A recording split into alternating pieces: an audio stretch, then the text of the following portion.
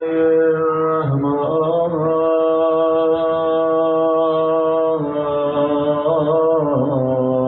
الرحيم الحمد لله رب العالمين الحمد لله كما هو أهله الصلاة والسلام على سيد المرسلين وخاتم النبيين أبي القاسم محمد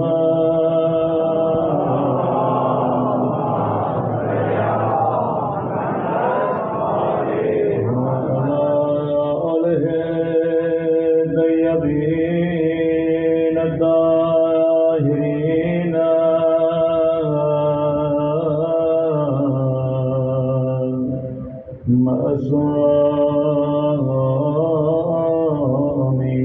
معصومين دعاء امام الزمان اللهم صل عليك وجعلنا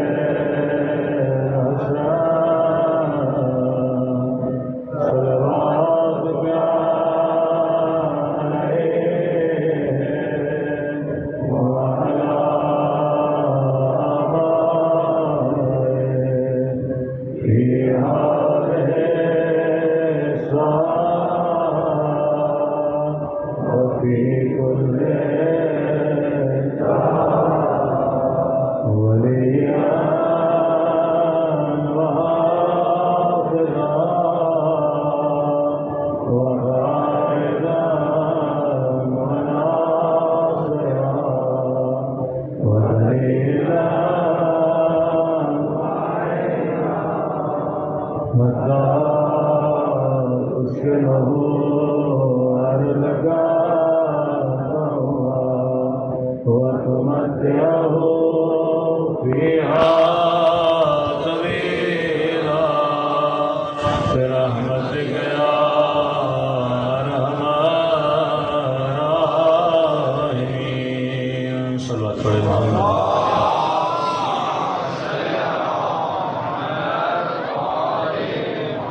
بسم الله الرحمن الرحيم رب اشرح لي صدري ويسر لي أمري واحلل عقدة من لساني يفقهوا قولي أما بعد فقد قال مولانا الحسين عليه الصلاة والسلام إنما خرجت لطلب الإصلاح في أمة جدي صلوات پڑھیں محمد وعلى محمد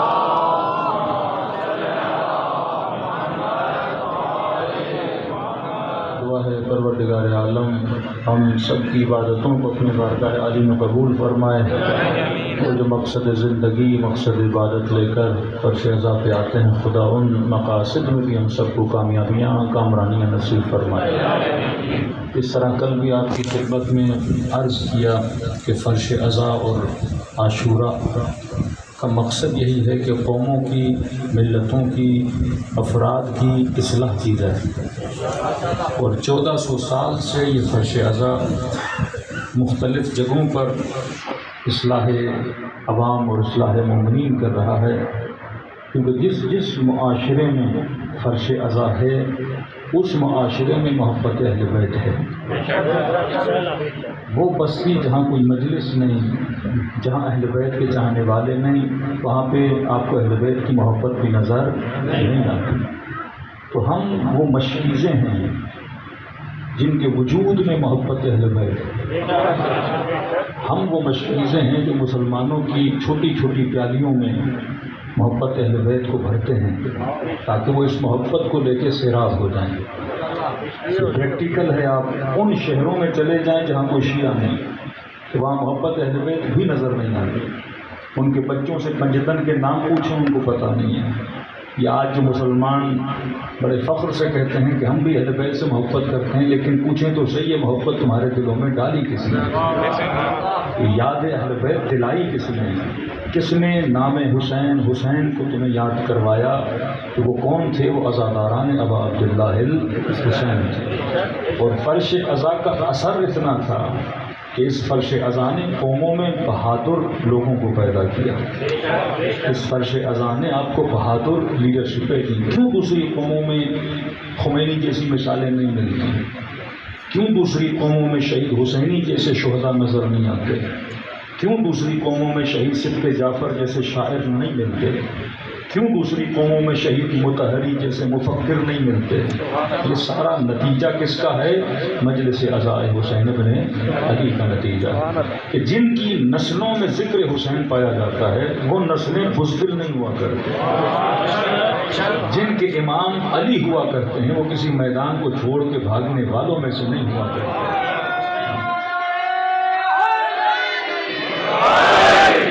یہ فرش عزا ہے جس نے ہمیں ہمت بھی دی، جس نے ہمیں عزت بھی دی، جس نے ہمیں وقار بھی دیا۔ تو اگر کوئی کہے کہ مجلس حسین میں اتنے خرچے کیوں ہوتے ہیں، شیعہ اتنا پیسہ کیوں لٹاتے ہیں، تو 2.5 مہینے اتنا خرچہ کیوں کرتے ہیں، تو اس کا سمپل سا جواب ہے کہ جناب ہم مجلس پہ خرچ نہیں کرتے، ہم اپنی نسلوں پہ خرچ کرتے ہیں۔ یہ مجلس حسین ہے جو بہادر نسلیں بناتی ہے۔ اگر کسی قوم و ملت کے اندر دین بچا، ایمان بچا، حجاب بچا، غیرت بچا، یہ سب کس کا نتیجہ تھا؟ مجلس امام حسین کا نتیجہ تھا۔ نہ صرف پاکستان، اب پاکستان سے باہر چلے جائیں، یورپ دیکھ لیں، یو کے دیکھ لیں، یو ایس و کینیڈا دیکھ لیں، وہاں پر بھی ان کی نسلیں بچیں جنہوں نے خود کو حسین کی مجلس سے جوڑ کے رکھا۔ یہاں سے گیا ہوا شیعہ وہاں تباہ ہو گیا جس نے اپنی نسل کو حسین کی مجلس سے کیا کر دیا؟ دور کر دیا۔ مطلب اس بلاد کفر میں بھی اگر کوئی گارنٹی ایمان باقی رہتی ہے تو وہ حسین کی مجلس کی وجہ سے باقی رہتی ہے، جنہوں نے خود کو اس فرش عزا سے جوڑ کے رکھا۔ تبھی امام خمینی بلند ترین آواز میں کہتے ہیں کہ اگر اسلام باقی ہے تو محرم اور سفر کی وجہ سے باقی ہے۔ تو کل بھی کلمہ لا الہ الا اللہ کو بچایا تھا تو کربلا میں حسین ابن علی نے بچایا، اور آج بھی اسلام ناب، اسلام خالص کو کوئی بچا رہا ہے تو یہ فرش عزا حسین ابن علی ہے۔ اب اگر کوئی پوچھ لے کہ تمہیں فرش عزا سے ملتا کیا ہے، تو میں نے کئی مجالس میں ترتیب بنائی، اگر نوجوان نسلیں وہ ترتیب یاد کر لیں کہ جناب آپ بتائیے آپ کو اپنی محفلوں سے کیا ملتا ہے، ہم بتاتے ہیں کہ ہمیں فرش عزا سے کیا ملتا ہے۔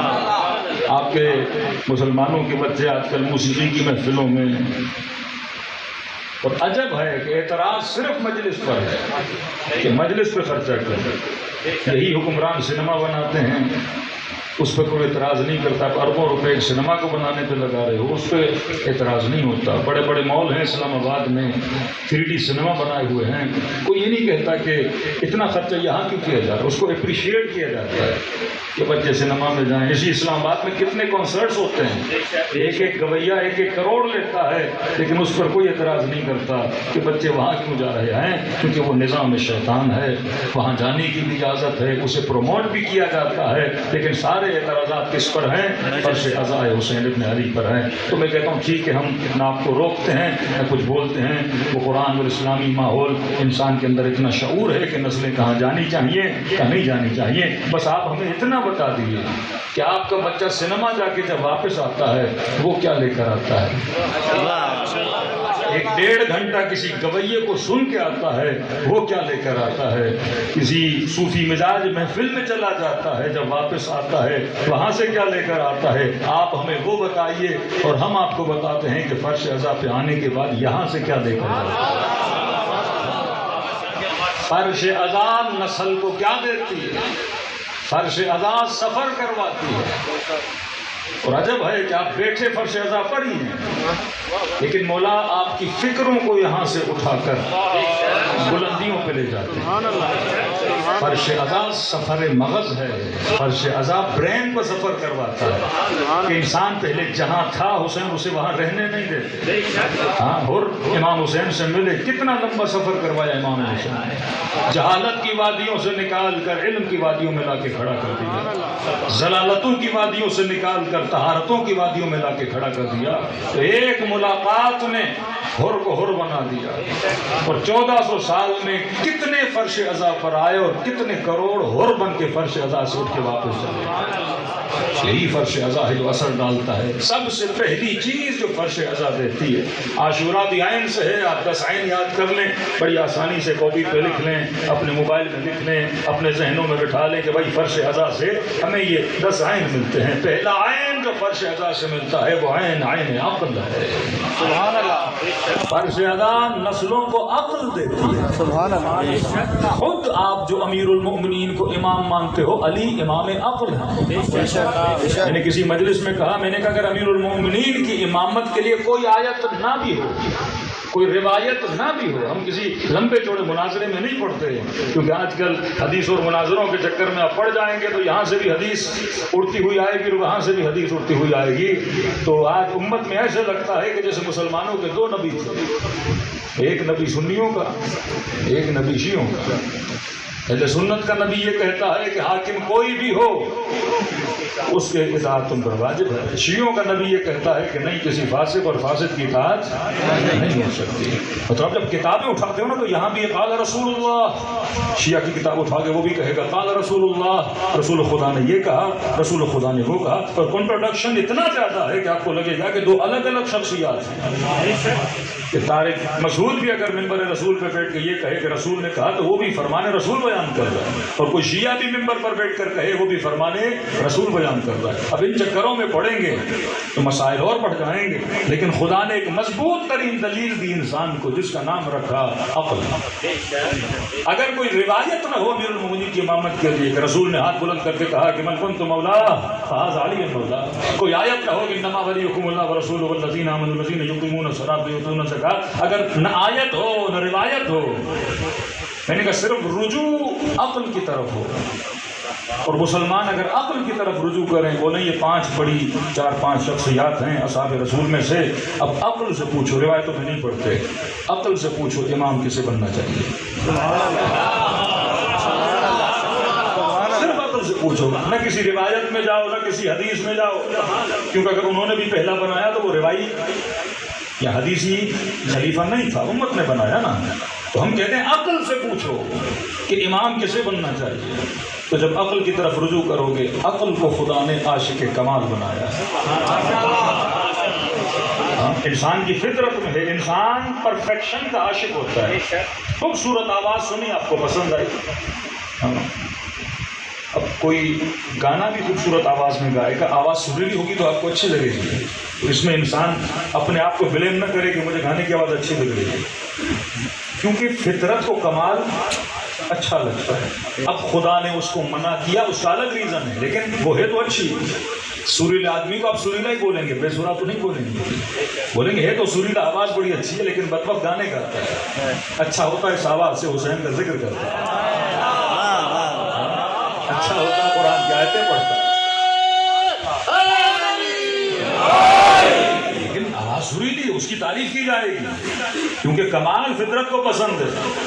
اگر کوئی بندہ سریلی آواز کو بولے یہ بے سرا ہے، بے سرا ہے، تو لوگ بولیں گے اس کی سماعت تھوڑی خراب ہے، اچھی کو بھی یہ کیا بول رہا ہے، برا بول رہا ہے۔ عمرو عاص کمال کا دماغ تھا، امیر المؤمنین کی تعریف کرتے ہیں، بولا فرماتے دماغ تو اس کا بڑا کمال کا، اچھا ہوتا کہ علی کے پاس ایک ایسا ہوتا میں اپنے 10 دے دیتا، کیونکہ مولا کے لشکر میں تھے تو مولا کے ساتھ، لیکن کچھ ایسے بے وقوف تھے جنہوں نے جو فیصلہ کروایا، اور آپ کو پتا ہے جیتی ہوئی جنگ امیر المؤمنین کے ہاتھ سے کیا ہو گئی، نکل گئی۔ اچھے دماغ جناب مختار ثقفی، رسول نے لقب دیا قیس، فرمایا اس کا بیٹا بڑا تیز ہوگا، شارپ ہوگا، کین ہوگا، اور مولا فرماتے ہیں علی کا شیعہ بھی کیا ہوتا ہے، شارپ ہوتا ہے، تیز ہوتا ہے، ٹین کے ڈبے کی طرح نہیں ہوتا، جلدی گرم بھی ہو گیا اور منٹوں میں ٹھنڈا بھی ہو گیا۔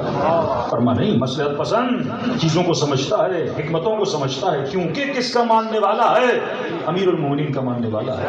تو میں نے کہا اگر عقل کی طرف رجوع کیا جائے، عقل ہے عاشق کمال، یا ہر بندے کی فطرت میں، کسی نشے سے بھی پوچھو گے نا نشہ اچھا ہے، بولے گا عادت پڑ گئی ہے لیکن نشے نہیں کرو، بری چیز ہے۔ جو اسکول میں بچہ پڑھتا نہیں، فیل ہو کے آتا ہے، اس بچے کو بھی پسند ہے کہ میں پاس ہو جاؤں۔ یہ فطرت ہے کہ لوگ پیسے دے کر بھی ایگزام میں پاس ہونا چاہتے ہیں، پیسے دے کر بھی کہتا ہے 1 گریڈ مجھے لگ جائے. فطرت ہے کہ یہاں کا وزیر اعظم بھی ہارا ہوا ہے.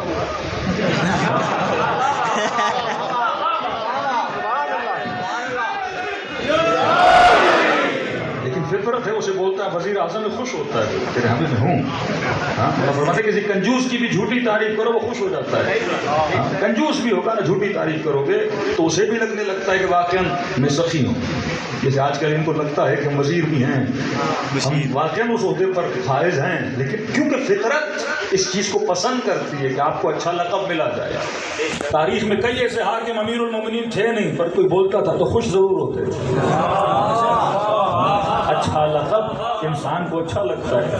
پاکستان کا کوئی بھی مولوی علامہ نہیں, ایک بھی مولوی پاکستان کا علامہ نہیں, ایک بھی نہیں. آپ 1960 سے لے لو ابھی تک جتنے گزرے ہیں ایک بھی علامہ. لیکن ہم سب کو بولا جاتا ہے, ہمیں اچھا ضرور لگتا ہے, لیکن پتہ ہے ہم میں سے کوئی علامہ نہیں ہے. آیت اللہ قراتی, پہلے استاد قراتی بولتے تھے, ابھی بہت بوڑھے ہو گئے, بزرگ ہو, مفسر قرآن ماشاء اللہ پڑھے لکھے, تفسیر قرآن کی تفسیر نور. تو خود بیان کرتے ہیں کہ کسی محفل میں گئے کسی شہر میں, تو کہیں پہلی مرتبہ وہاں کے امام جمعہ اور جماعت, اس نے پہلی مرتبہ اعلان کیا کہ اب آپ کے سامنے آیت اللہ قراتی. کہتے ہیں پہلی مرتبہ میں نے اپنے آپ کو آیت اللہ نام دیتے ہوئے سنا. کہتے ہیں مجلس ختم ہوئی اور میں ان کے پہن کا بھائی جناب خوف خدا کرے, میں کوئی آیت اللہ نہیں, اتنے سال سے تفسیر بیان کر رہا ہوں, کسی نے آیت اللہ نہیں بولا, آپ نے بول دیا. انہوں نے کہا کوئی بات نہیں, آپ نے دیکھا ہے نئے نئے اسٹوڈنٹ یونیورسٹی میں پڑھنے جاتے ہیں, ابھی ڈاکٹر بنتے نہیں, باپ کہتا ہے ڈاکٹر صاحب آ گیا. ابھی انجینئر کے پہلے سیمسٹر میں باپ کہتا ہے انجینئر, وہ کہتے ہیں خوش ہوتے ہیں, ہمیں بھی کہنے دو, کوئی مسئلہ نہیں ہے. تو کبھی کبھی پاکستان میں کوئی بھی خطیب علامہ نہیں ہے. علامہ کسے بولتے ہیں؟ خمینی صاحب کو آج تک لقب نہیں ملا کہ علامہ ہے. آیت اللہ بہجت کو لقب نہیں ملا علامہ ہے. آیت اللہ مکارم کو لقب نہیں ملا کہ علامہ ہے. کسے لقب ملا؟ علامہ حسن زاد عامری, علامہ مجلسی, علامہ بحر العلوم, علامہ اقبال. علامہ آپ کسے بولتے ہو؟ جس نے کم از کم 50 سے 60 جلدیں کتابیں لکھی. یہاں کوئی بھی خطیب 4 کتابیں تو کیا آدھی کتابیں کسی نے نہیں لکھی, لیکن ہر بندہ علامہ بن جاتا ہے. کیونکہ اندھوں میں کانا بادشاہ ہوتا ہے. معاشرے کا علمی لیول اتنا نیچے ہے, لیکن خطبہ مان لیتے ہیں کہ ہم کیا ہیں, علامہ ہیں, کیونکہ فطرت کو کمال پسند ہے. ہر انسان کمال کا عاشق ہے. کس نے آپ کو سکھایا سخی اچھا ہوتا ہے؟ کس نے آپ کو بتایا ظالم برا ہوتا ہے؟ یہ آپ کی فطرت کے اندر خدا نے فیڈ کر دیا تھا. تو اگر آپ امیر المومنین کی طرف کھنچتے ہوئے آتے ہو تو یہ آپ کو علی نہیں کھینچ رہا, آپ کو اپنی فطرت کھینچ رہی ہے. فطرت عاشق امیر المومنین ہے. اگر کوئی حدیث نہ ہو, کوئی روایت نہ ہو, عقل کی طرف رجوع ہو اور عقل سے پوچھا جائے کہ امام کسے بننا چاہیے, واللہ جتنے بھی صحابی ہیں سب کو بٹھاؤ, عقل پھر بھی کہے گی کہ علی کو امام بننا چاہیے. کیونکہ عقل کہے گی اسے امام بنا جو حسب میں سب سے بہتر ہو, نسب میں سب سے بہتر ہو, شجاعت میں سب سے آگے ہو. ایسے امام بناؤ جو کسی میدان کو چھوڑنے والا نہ ہو, جو عاشق شہادت ہو. کوئی ایسا امام ہو جو سلونی کا دعویٰ کرنے والا ہو. کسی ایسے کو امام بناؤ جس کے بیٹے حسن و حسین جیسے ہوں, جس کی زوجہ سیدۃ النساء العالمین جیسی ہو. کوئی ایسا جس کی ولادت اللہ کے گھر میں, جس کی شہادت اللہ کے گھر میں, اور عجب مقام ملا کہ جس مہینے میں شہادت ملی وہ سارے مہینوں سے افضل تھا. اس مہینے کی جس رات میں شہادت ملی وہ ساری راتوں سے افضل تھی. اور اس رات کی جس نماز میں عبادت ملی وہ ساری عبادتوں سے افضل تھی. اور اس نماز کے جس رکن میں شہادت ملی سجدہ وہ سارے ارکان سے افضل تھا. چن چن کے یہ مقصد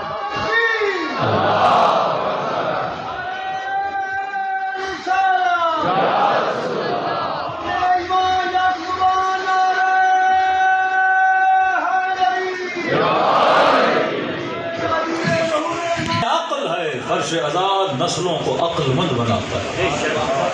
امام عقل ہادی عقل، محبت عاقلانہ جاہلانہ نہیں۔ کاغنراجی کا جملہ میں ہر جگہ پڑھتا ہوں، فرماتا ہے جوان دنیا کی ہر لذت کی انتہا نجاست ہے، پانی پیو انتہا نجاست، کھانا کھاؤ انتہا نجاست، لذت نکالو انتہا نجاست، عقل کی طرف رجوع کر، ایسی لذتوں کے عاشق کیوں بنتے ہو جس کی انتہا نجاست ہے۔ ہاں یہ ضرورت زندگی ہے، عشق کے دینے بنا کر فرمایا ایسی لذت کے عاشق بن جس کی ابتدا بھی نور ہو، جس کی انتہا بھی نور ہو۔ عشق الہی ہے، یہ مکتب نسلوں کو عقل بناتا ہے۔ چھری کند ہو جائے نا تو پتھر تیز کرتا ہے، عقلیں کند ہو جائے تو حسین کی مجلس تیز کرتا ہے۔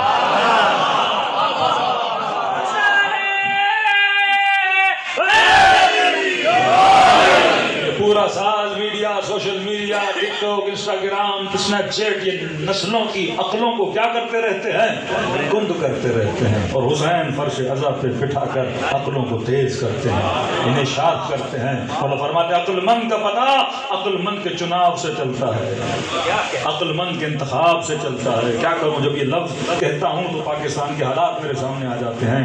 عقل مند کا پتہ عقل مند کے چناؤ سے چلتا ہے۔ اب کیسے پتا میں عقل مند ہوں یا جاہل ہوں؟ پر میں دیکھ تو نے کسے چنا، بڑی آسان، ہر انسان جان سکتا ہے ہاں کیسے چنا، بیوی بنائی کیسے بنایا، گاڑی لی کون سی لی، کاروبار کیا کون سا کیا، دوست بنایا کیسے بنایا، لباس لیا کون سا لیا۔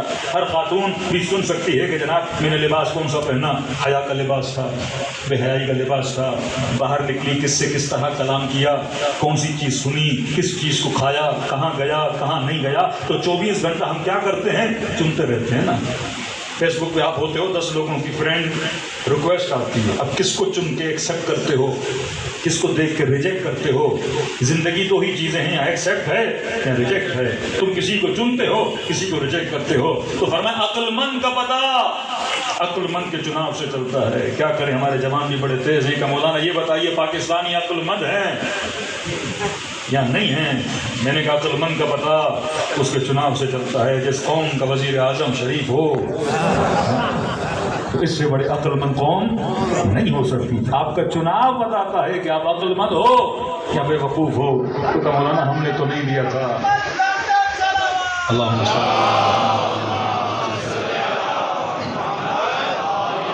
یہ قوموں کی حالتیں بتاتی ہیں کہ وہ کتنے عقل مند ہیں اور کتنے بے وقوف ہیں۔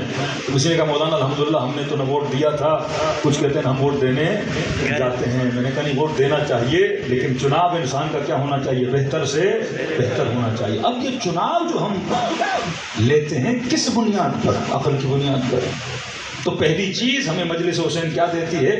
عین عقل۔ دوسرا عین علم ہے، کیونکہ عقل اگر طاقتور ہوتا ہے تو کس کے ذریعے سے؟ علم کے ذریعے سے۔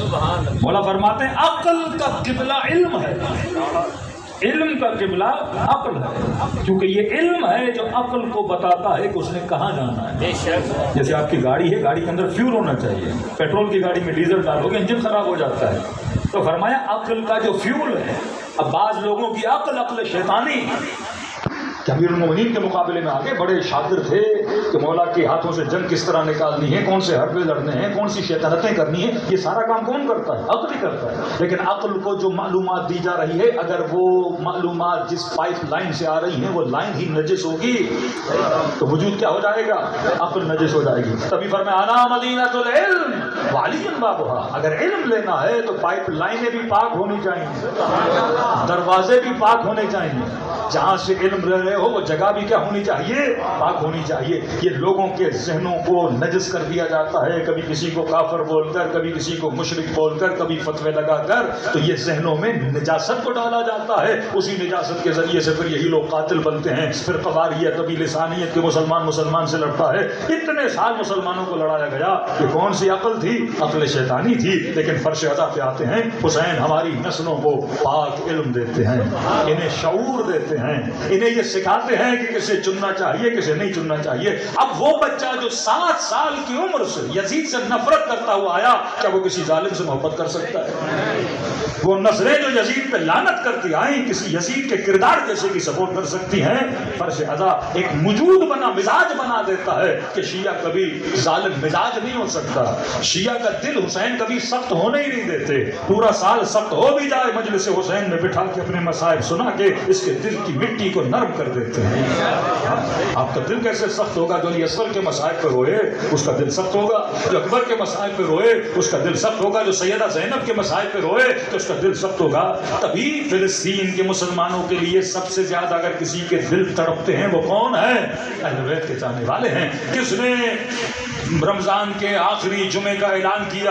شیعوں نے اعلان کیا. کون سب سے بڑی ریلیاں نکالتا ہے؟ یہ اہل بیت کے چاہنے والے نکالتے ہیں. وہ چاہے مظلوم سربیا کا ہو یا فلسطین کا ہو، ان کی مدد کے لیے اگر کوئی آواز بلند کرتا ہے تو حسین کے چاہنے والے بلند کرتے ہیں، کیونکہ فرش ازاں نے مزاج بنا دیا کونوا للظالم خصما وللمظلوم عونا، کہ ہمیشہ ظالم کے لیے دل میں خصم رکھنا، نفرت رکھنا. اگر زبان کے ساتھ بول نہیں سکتے لیکن دل میں اس کے لیے رحم نہیں ہونا چاہیے. وللمظلوم عونا، جتنا ہو سکے مظلوم کی مدد کرنا، کیونکہ علی مظلوم پرور تھے، حسین مظلوم پرور تھے، کربلا مظلوم پروری کا نام ہے. خود مظلوم بتاتا ہے کہ میری حمایت ہونی چاہیے. تو پہلا عین جو فرش ازاں دیتا ہے وہ عین عقل ہے، نسلوں کو عقل مند بناتا ہے. اب عقل پہ لمبی مجلسیں ہو سکتی ہیں، کوئی انتخاب امام ہے، کوئی انتخاب فقہ ہے. اگر انسان اپنی عقل کو بیدار کرے. یہ جو باتیں کی جاتی ہیں کہ جب آپ کی عقل ایکسیپٹ نہیں کرتی کہ رسول یہ کہیں کہ حاکم کیسا بھی ہو، مطلب یہ روایتیں میں نے پچھلے سال عشرے میں ترتیب سے پڑھی تھی مسلم اور بخاری سے. ایک ہے کیسا بھی ہو، پھر وہ اگر حبشی غلام بھی ہو، پھر یہ اگر فاسق بھی ہو، یہاں تک کہ اگر دین میں بدعت بھی ڈال دے تو آپ اس حاکم پہ عمل کرو گے. پھر ایسی روایتوں کی نسبتیں پاک ترین شخصیات کی طرف دی گئی. مثلا ایک روایت اس کی نسبت حضرت ابو ذر غفاری کی طرف دی گئی، کیونکہ خاص طور پہ مدینے سے افراد کو بلایا تھا، ان افراد کو پیسے دیے گئے تھے. پھر اہل شام نے سینکڑوں کی تعداد میں روایتیں بنائی تاکہ صرف اپنے تخت و تاج کو کیا کیا جائے؟ سپورٹ کیا جائے. آج تک بھی یہ ظالم حکمران، ڈکٹیٹر حکمران انہی روایتوں کا سہارا لیتے ہیں کہ حاکم کیا ہے؟ اولی الامر ہے، لہٰذا اطاعت واجب ہے، نہیں کرو گے تو جیل میں ڈال کے سر قلم کر دیں گے اور بولیں گے بھائی ہم نے وہی کیا جو رسول خدا نے کیا تھا. یہاں تک کہا کہ اگر حاکم کے خلاف کوئی بھی اٹھے، یہاں ہے حاکم کیسا بھی ہو، فری ہینڈ دیا، کیسا بھی ہو، مطلب کسی بھی طرح کا گناہ ہو آپ اس کا ذکر نہیں کر سکتے کیونکہ حاکم ہے. دوسرا، اس کے مقابلے میں اٹھنے والا کوئی بھی ہو، اب کوئی سے سمجھو اگر نبی کا نواسا بھی ہو، سب سے بڑا عادل، صالح، عابد، زاہد بھی ہو، فری ہینڈ دے دیا، کوئی بھی ہو آپ اس کا سر قلم کر سکتے ہو. اسی پاکستان میں لال مسجد میں جب اٹیک ہوا تو جنرل مشرف نے لال مسجد کے مولوی کو کہا کہ تم نہیں تو لکھا ہے حاکم کی اطاعت کیا ہے؟ واجب ہے، اور حاکم کے اگر خلاف کوئی بغاوت کرے اس کا قتل کیا ہے؟ جائز ہے. تو کہا تجھے مارنا میرے لیے کیا ہے؟ جائز ہے. تمہاری کہی ہوئی باتوں کے ذریعے سے کبھی کبھی اپنی باتیں گلے کی ہڈی بن جاتی ہیں اور ان کے گلے پڑ جاتی ہیں، کیونکہ واقعی کتابوں میں لکھا ہے اگر کسی کو ظالم کے خلاف بولنے کا حق ہے وہ شیعہ کو حق ہے، کیونکہ ہماری فقہ میں کوئی ایسی چیز لکھی ہوئی نہیں ہے. کل بھی حسین نے بولا تھا، آج بھی حسین کے چاہنے والے شیعہ بولتے ہیں، اور یہی جرت ہے کہ یہ واحد قوم ہے جو اسرائیل کے مقابلے میں کھڑی ہو جاتی ہے. یہ واحد قوم ہے جو ظلم کی آنکھوں میں آنکھیں ڈال کے ڈٹ کے کھڑی ہو جاتی ہے، کیونکہ یہ مکتب ہے جس نے ہمیں سکھایا کہ شیعہ عقل مند ہوتا ہے اور عقل کبھی ظالم کی حکمرانی کو ایکسیپٹ نہیں کرتی. جب آپ کا عقل ایکسیپٹ نہیں کر رہا، رسول خدا ایسا کلام کیسے کہہ سکتے ہیں؟ جب قرآن کہے لعنت اللہ علی القوم الظالمین، اللہ کی لعنت ظالموں پر ہے، تو رسول کیسے کہیں گے کسی ظالم کی حکمرانی کو ایکسیپٹ کر دو؟ جب خدا کہے یرثھا الا عبادی الصالحین، یہ قرآن زمین کا ورثہ کون بنے گا؟ عباد الصالحین بنیں گے. پھر کیسے رسول کہیں گے کوئی بندے غیر صالح ایک مفسد انسان حاکم بن جائے، امت اس کی حکومت میں آ جائے؟ اور وہی رسول کا الناس والا دین ملوکہم، کہ لوگ اپنے حکمرانوں کے دین پر ہوتے ہیں. کیسے ممکن ہے ایک ظالم، ایک فاسق حکمران آ جائے تو لوگوں کو بے دین و بدعتی بنائے اور ہم پھر بھی کہیں کہ امر بالمعروف کرو، نہی عن المنکر کرو، جمعے کے خطبوں میں لوگوں میں تبلیغ کرو؟ ارے جب جمعہ پڑھانے والا یہ حاکم کے نیچے ہوگا وہ حاکم کے خلاف کیا بولے گا؟ وہ تنقید حاکم کیا کرے گا؟ وہ امر بالمعروف کیا کرے گا؟ وہ نہی عن المنکر کیا کرے گا؟ پھر لوگوں کا دین وہی بن جائے گا جو حاکم کا دین ہوگا. کہ آپ دیکھتے ہیں بعض مسلمان ملک میں پہلے سختی سے دیندار بنایا، اب اسی سختی سے ان کو سیکولر بنایا جا رہا ہے. تو قومیں فٹ بال کی طرح کبھی ادھر جائیں گی کبھی ادھر جائیں گی. دین اسلام ایک جبلے کا نام ہے، دین اسلام لا الہ الا اللہ کا نام ہے. دین اسلام کا مطلب یہ ما آتاکم الرسول فخذوہ، جو رسول نے دیا بولو، وما نہاکم عنہ، اور جس سے روکا اس سے انسان کیا ہو جائے؟ رک جائے. اب خالص دین تجھے ملتا ہے وہ فرش ازاں سے ملتا ہے، کیونکہ فرش ازاں انسان کی عقلوں کو بیدار کرتی ہے. پہلا عین عین عقل، دوسرا عین عین علم، تیسرا عین جو فرش ازاں دیتا ہے وہ عین عین عبرت ہے. قرآن بھی کتاب عبرت، فرش عذاب بھی فرش عبرت ہے۔ شہید مطہری کہتے ہیں اگر تاریخ کے یزید کو پڑھا ہے عبرت حاصل کر، آج کے یزیدوں کو پہچان۔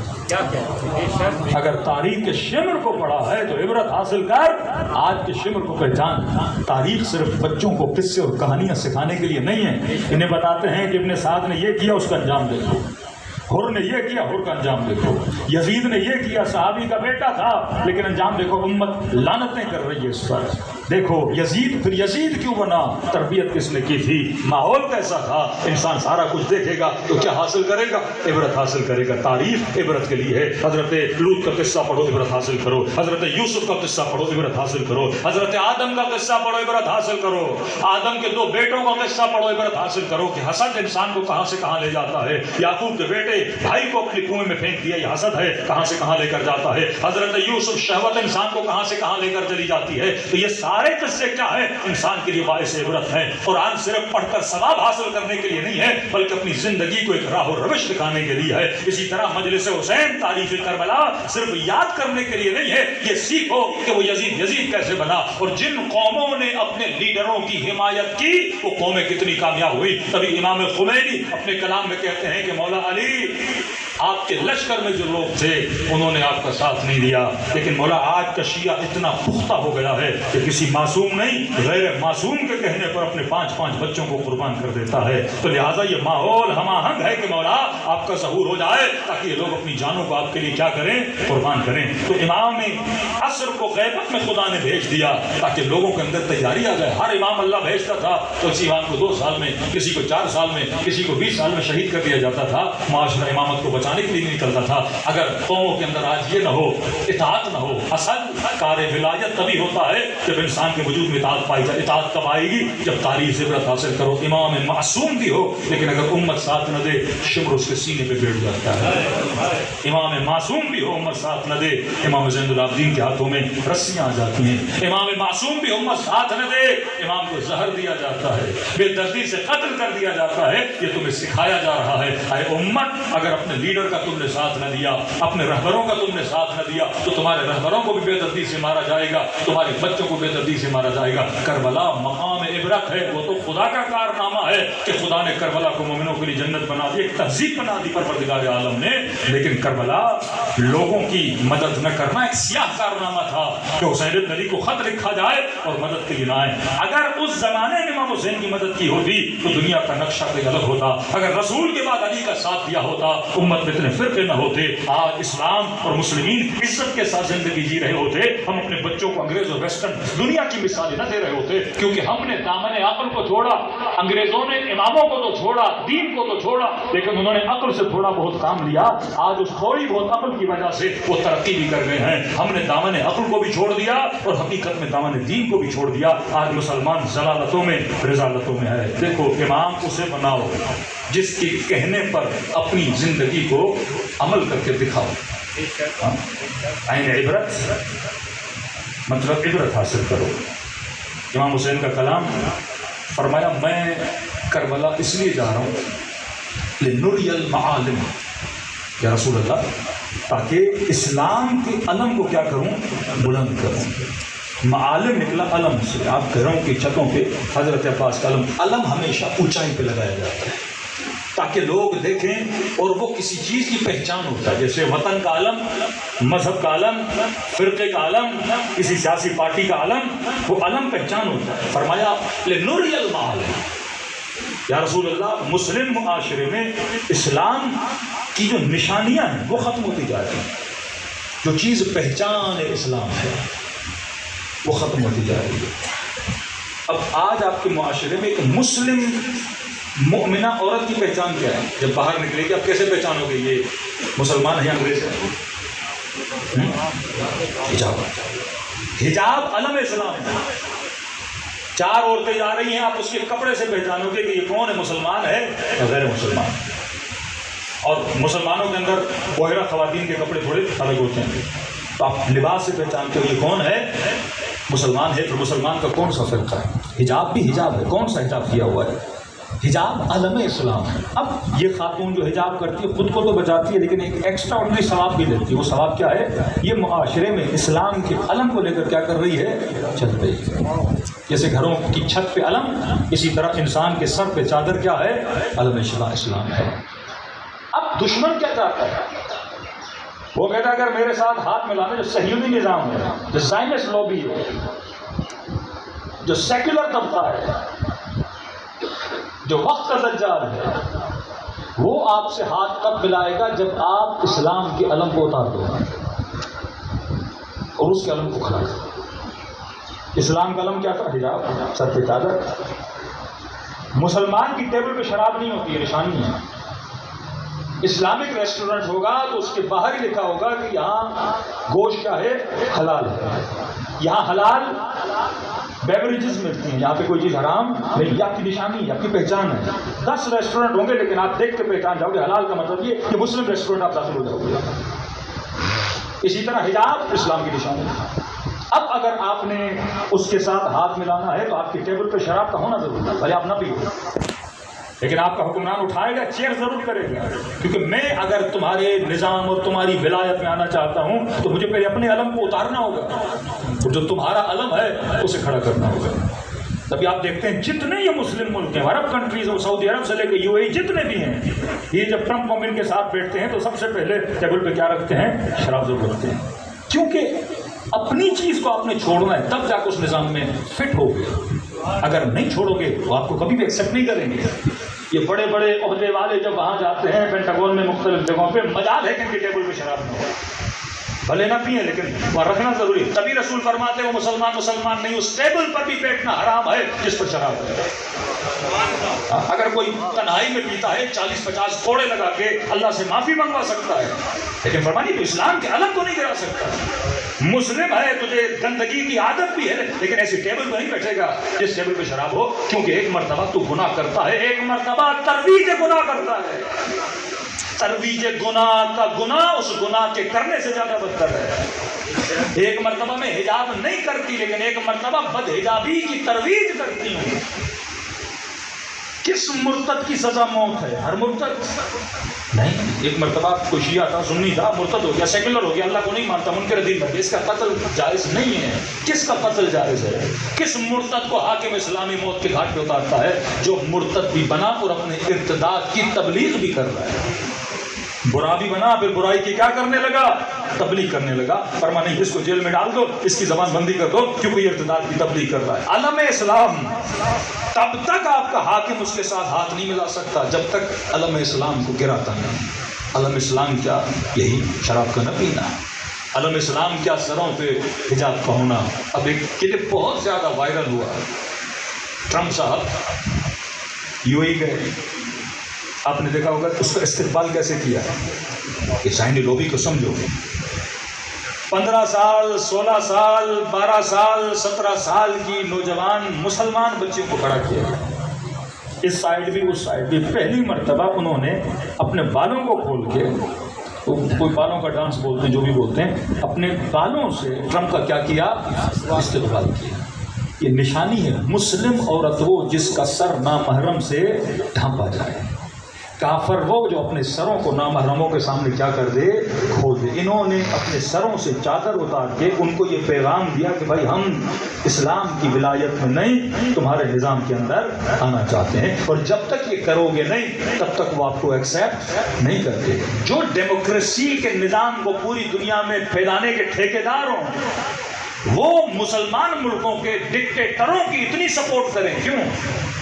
اگر تو میرے نظام میں ہے تو ڈکٹیٹر بھی ہے، تو مجھے کیا ہے؟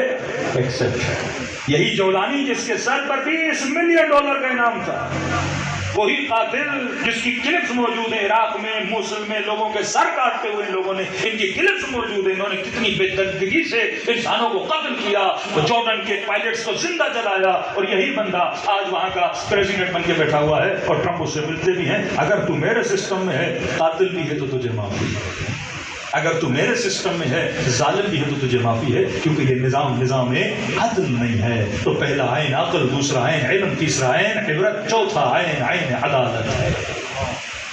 فرش ازا سکھاتا ہے شیعہ نظام عدالت میں رہنے والا ہے. یہ نہیں کہ برا ہے اور میرا ہے تو صحیح ہے، یہ نہیں کہ کتنی برائی کرے لیکن کیونکہ میری پارٹی کا ہے لہذا اس کی برائی معافی کا نہیں، یہ میدان عدالت، ان اکرمکم عند اللہ اتقاکم، اللہ کے نزدیک قیمت و عزت اس کی ہے جو صاحب تقوی ہے، اور اللہ کا وعدہ ہے اگر میرے راستے پر چلو گے دنیا محدود ہے، دیکھ دنیا کے بڑے بڑے ظالم آج نہ ان کا نام ہے نہ نشان ہے، پھٹکار ان کے اوپر پڑ رہی ہے، لیکن دیکھ جو اللہ کی راہ پہ چلے وہ 1400 سال پہلے کہ حسین ابن علی آئے تھے، 1400 سال پہلے یزید نے چاہا کہ مولا کے نام و نشان کو مٹا دے، اس قدر بے حرمتی کی ابا عبداللہ حسین کے بدن کی دشمنی ہوگی نا، آپ کو کسی 4 گولیاں مار کے بندے کو مار دو گے، لیکن آپ کسی کو گولیاں مارو پھر اس کے بدن کو پامال کرو، پھر ایسا بدن بن جائے کہ بہن پہنچے تو پہچانے نہیں، مولا سجاد فرماتے گوشت کا لوتھڑا بن چکا تھا، فرماتے نہ سر تھا نہ لباس تھا، عجیب ہے امام زمانہ کا ظہور جب ہوگا ابتدا مسائل امام حسین سے، فرماتے کعبے کی دیوار کی غلاف کو پکڑیں گے اور فرمائیں گے پروردگار اما یجیب المستقر اے ٹوٹے ہوئے دلوں کی آواز کو سننے والے میرے خدا، اب قد ذات صدری، میرا سینہ جکڑ رہا ہے خدا اب میرا ظہور کر دے، کہتے اللہ کی آواز ہے کہ مہدی تجھے اذن ظہور دیا، اعلان کر، کہتے کعبے کے سامنے آئیں گے کہیں گے یا اہل العالم انا القائم، اے اہل عالم میں وہی قائم ہوں، کہتے لوگ متوجہ نہیں ہوں گے، پھر کہیں گے یا اہل العالم انا المہدی، لوگ پھر بھی متوجہ نہیں ہوں گے، اب ایک جملہ کہیں گے کہتے ہیں پوری کائنات امام کی طرف متوجہ ہوگی، فرمایا یا اہل العالم ان جدی الحسین تتنوع شان، جگہ جگہ حسین حسین کیوں بولا جاتا ہے؟ آج کسی انگریز سے پوچھو نا، ہاں کہتا میں حسین کو جانتا ہوں، اتنا شیعہ نام حسین کو بلند کریں گے کہ امام زمانہ اپنی پہچان امام حسین سے کروائیں گے، فرمایا اہل عالم میں وہ ہوں جس کے جد کو پیاسا مارا گیا،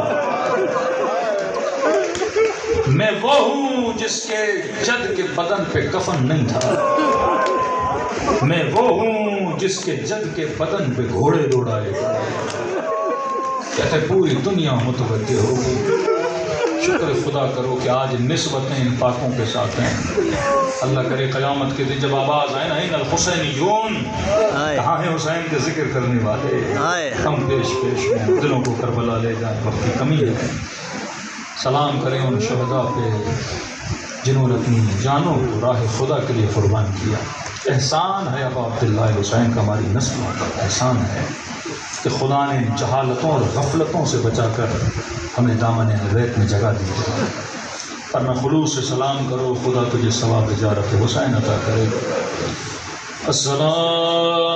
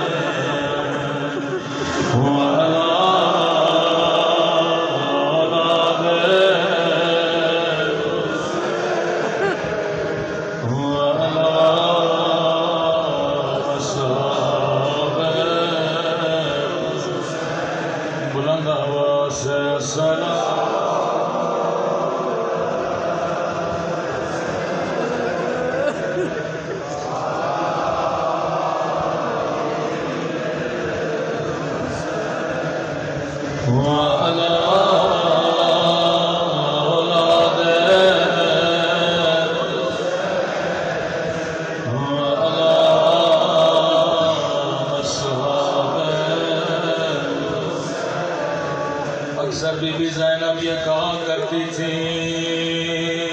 زینب کو دکھ اس بات کا نہیں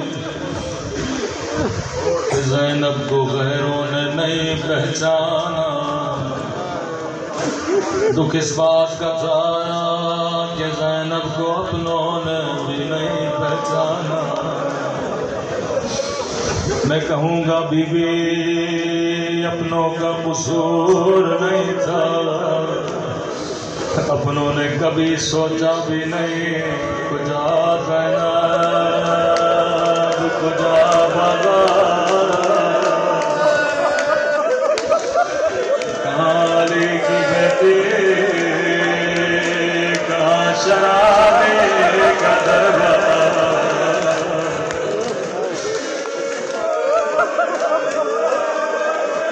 کہتے ہیں قافلہ جب شام کی بازار میں پہنچا، مولا حسین فرماتے شیو جب ٹھنڈا پانی پیا میری سکینہ کو یاد کیا کرے۔ دھیمی سی آواز میں بچی نے کہا پھپھی اماں مجھے بڑی پیاس لگی ہے۔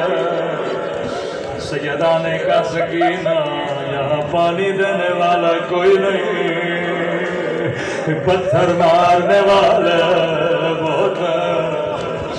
چھت پہ ایک مومنہ بیٹھی تھی، دوڑی دوڑی گئی گلاس میں پانی بھرا، آ کر بی بی زینب کو دیا، کہنے لگی قیدی بی بی میں تیری بچی کو پانی پلاؤں گی۔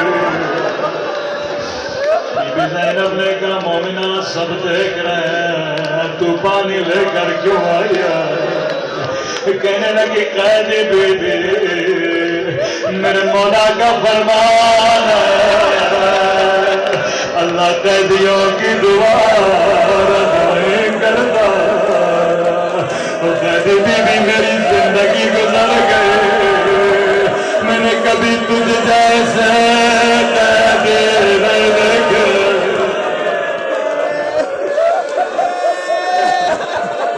بی بی نے کہا سکینہ پانی بعد میں پینا، ہم سید ہیں کسی کا احسان نہیں اٹھاتے۔ کہتے ابھی تک بچی کا چہرہ نیچے تھا، ننے ننے ہاتھوں کو اٹھایا، اپنا زخمی چہرہ اٹھایا، مومنہ کی نگاہ زخمی گانوں پہ پڑ گئے، زخمی رخساروں پہ پڑ گئے، یہ اپنی ساری دعائیں بھول گئے۔ کہتی ہے قیدی بی بی دعا کرو اللہ میری بچی کو تیری طرح یتیم نہ بنائے۔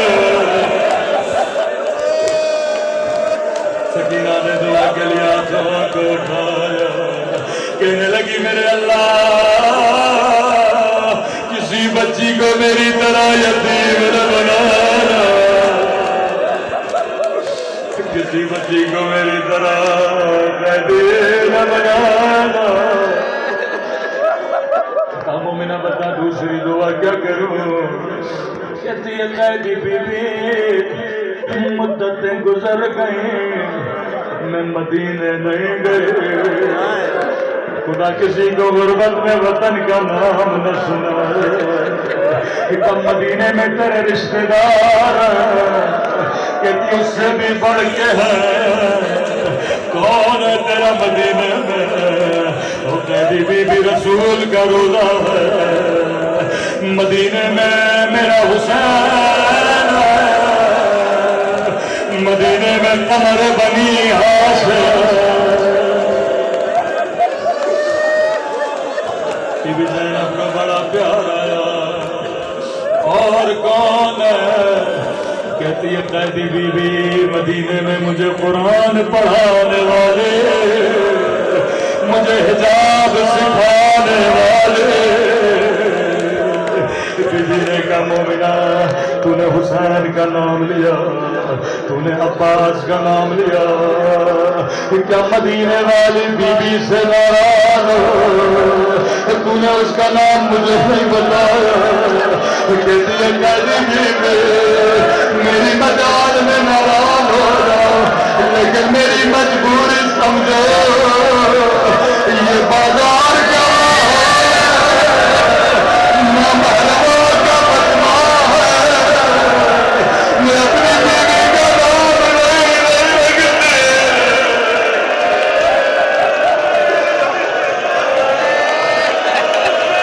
میں اپنی بیوی کا نام نہیں لے سکتی۔